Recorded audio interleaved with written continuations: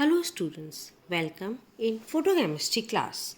Today we will discuss thermal and photochemical reactions.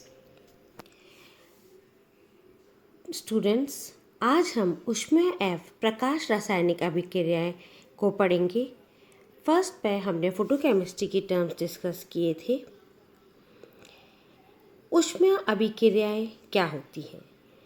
कोई भी रासायनिक अभिक्रिया होने के लिए अभिकारक अणुओं में एक निश्चित ऊर्जा होना आवश्यक है. इस ऊर्जा को सक्रियण की ऊर्जा कहते हैं. अणुओं द्वारा ऊर्जा अवशोषण से सक्रियण ऊर्जा प्राप्त होती है, जिससे अणु संक्रियत अणु बन जाते हैं. जब संक्रियत अणु आपस में टकराते हैं तो क्रिया करके उत्पाद बनाते हैं. अतः ऐसी अभिक्रियाएं जिसमें ऊष्मा के अवशोषण से अभिकारक के अणु सक्रियत होते हैं और क्रिया करके उत्पाद बनाते हैं, उन्हें ऊष्मा अभिक्रियाएं कहलाती हैं. बच्चों, हमने क्या कहा? मतलब जो आपस में रिएक्ट करके या जो ऊष्मा लेके रिएक्टेंट प्रोडक्ट में कन्वर्ट होते हैं, उनको हम ऊष्मा अभिक्रियाएं कहते हैं. इन अभिक्रियाओं में प्रकाश की आवश्यकता नहीं होती है, अतः इन्हें डार्क अभिक्रिया भी कहते हैं.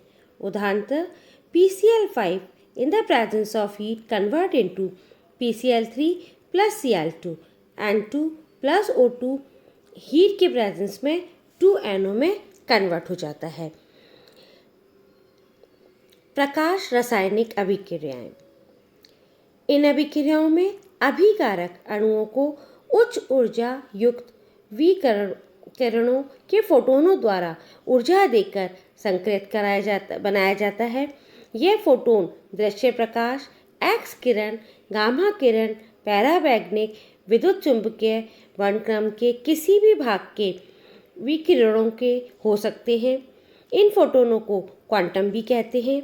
अतः ऐसी अभिक्रियाएं जो प्रकाश या अन्य किसी विद्युत चुंबकीय विकिरणों के कारण प्रेरित होती है, प्रकाश रासायनिक अभिक्रिया कहलाती हैं.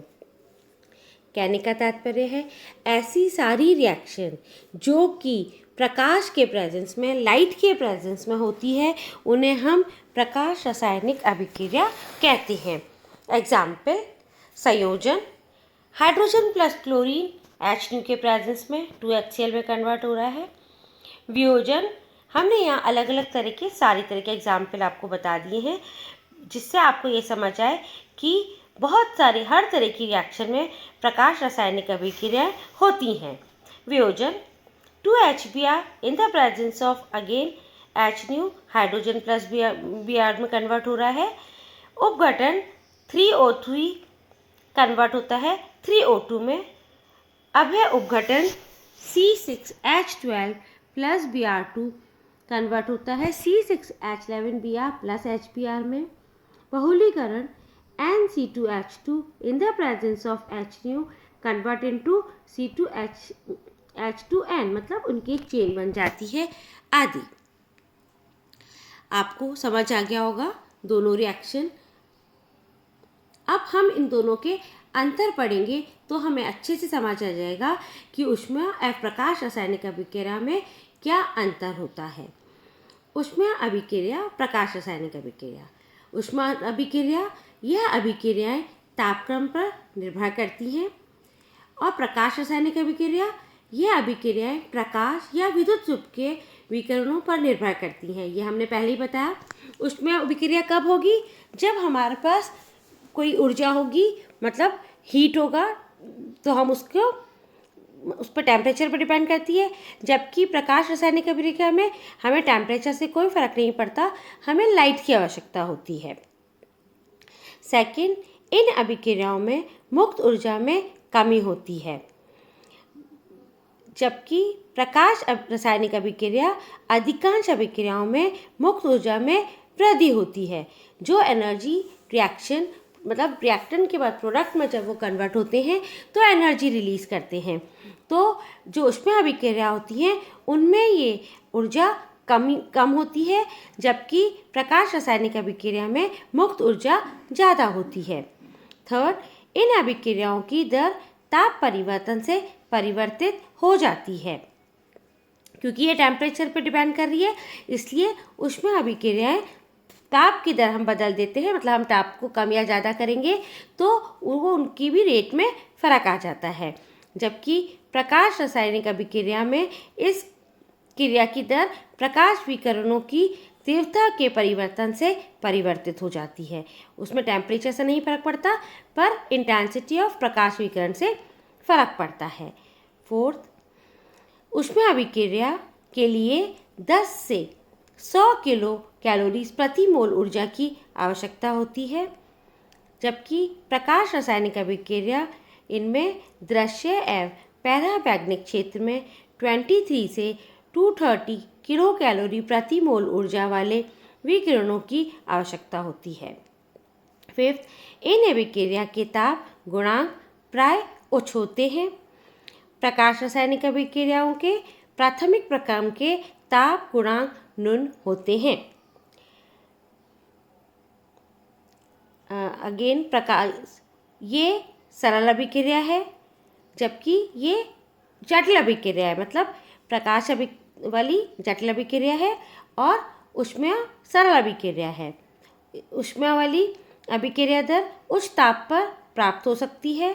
इसमें अभिक्रिया दर उच्च तीव्रता वाले प्रकाश से कम ताप पर प्राप्त हो सकती है।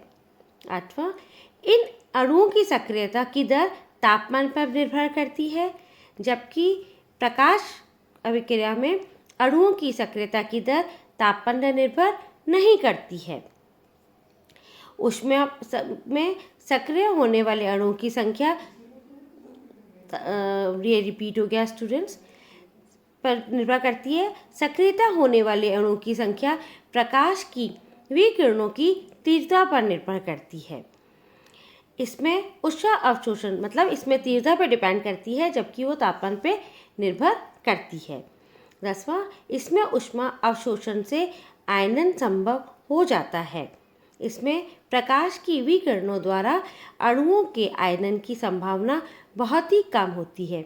स्टूडेंट्स, इसमें हमेशा क्वेश्चन बनता है दोनों में डिफरेंस में, इसीलिए इसको टेबुलर फॉर्म में मैंने आपको बता दिया है, जिससे कि आप जब आंसर लिखें तो इसी तरह से आप अपने आंसर लिखें। Now, difference between thermal and photochemical processes. The difference between thermal and photochemical process lie in the distribution of the energy in the ground and excited electronic state of a molecule, which can lead to major alteration of chemical behavior.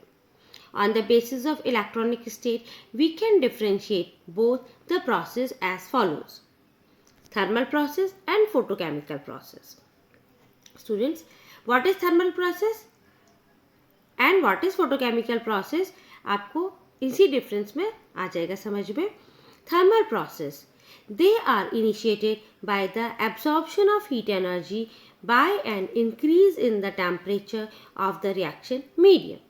While in photochemical process, photochemical reaction take place on the absorption of radiation by molecules. Photochemical reaction initiated only by the absorption of radiation. It's no effect of temperature on photochemical process. Second, the activation energy results from the random intermolecular collision between the reacting species with itself or with other reactant or even with vessel containing the reaction mixture. There is no way of controlling the energies of the colliding molecules, and thermal energy may be distributed among all the modes of excitation in the species. While in photochemical process, in photochemical reaction, molecules can be excited electronically using monochromatic light of a particular wavelength in a visible and ultraviolet region. The concentration of molecule produced in the excited state depends upon the number of factors. Example, intensity of radiation source, and the rate of decrease of excited molecules by many competing processes. Next, thermal excitation increases in random manner, mainly in the rotationally, vibrationally excited state, while remaining in the ground electronic state to almost the same extent. While in photochemical process, energy can be located in any one particular quantum state, and hence a particular bond can be broken in a molecule if it absorbs monochromatic radiation of an appropriate frequency. Next, thermal process. Dissociated complex molecules result into large number of free radicals. At high temperature, free radicals are highly reactive, short-lived, and have a very low concentration. While in photochemical process, selective bond dissociation can be achieved with monochromatic wavelength even at low temperature with large concentration. Students, मैंने कोशिश की है थोड़ा अलग अलग दोनों में करने की, जिससे कि आप को थोड़ा मैटर ज़्यादा मिल सके और आप जल्दी से समझ सकें, क्योंकि यदि पूरा दोनों बार लेते हैं तो बहुत लंबा हो जाता है। इसलिए कुछ पॉइंट्स वहाँ और कुछ पॉइंट्स इंग्लिश में लेके कोशिश किए आपको सारा मैटर उपलब्ध हो सके। Thank you.